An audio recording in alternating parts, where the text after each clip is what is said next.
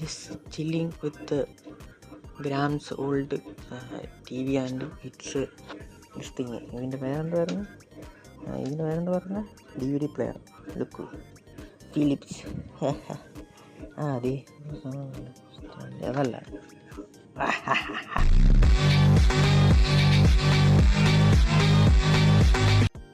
Dolby digital. Dolby digital. ഇത് കണ്ടുപിടിച്ച കാര്യങ്ങൾ ഇപ്പോൾ പറയാം. ജസ്റ്റ് ഒബ്സർവേഷൻ ആൻഡ് ChatGPT ഇത് ഹെൽപ്പ്. ഇതാണ് അതിൻ്റെ DVD പ്ലെയർ.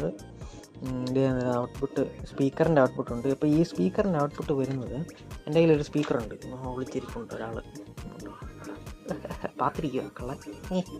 അവിടെ ഉണ്ടല്ലോ അടാ, ഞാൻ തന്നെ അത് 20 years ഓൾഡാണ് സാധനം.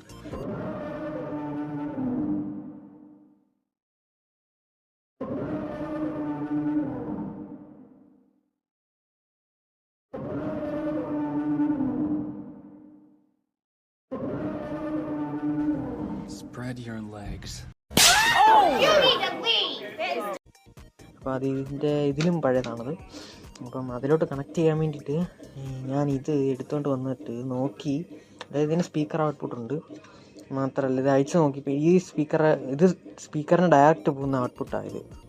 അപ്പം എനിക്കൊരു സംശയം തോന്നി, ഇതിനകത്ത് ഇത് കാണുമെന്ന്, ICO ട്രാൻസിസ്റ്ററോ കാണുമെന്ന് സംശയം തോന്നി. അങ്ങനെ ഞാൻ പവർ സപ്ലൈ നോക്കിയപ്പം അതിൽ ഭീമാകാരമായിട്ടുള്ളൊരു പവർ സപ്ലൈ ഇരിക്കുന്നു.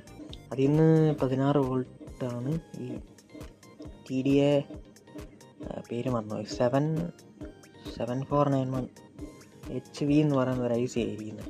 ഇൻഡക്ടറുണ്ട്, കപ്പാസിറ്ററുണ്ട്, പിന്നെ ഔട്ട് ഞാൻ ഊരി വെച്ചായിരുന്നു വായിച്ചു നോക്കാൻ വേണ്ടി ഊരി വെച്ചാൽ.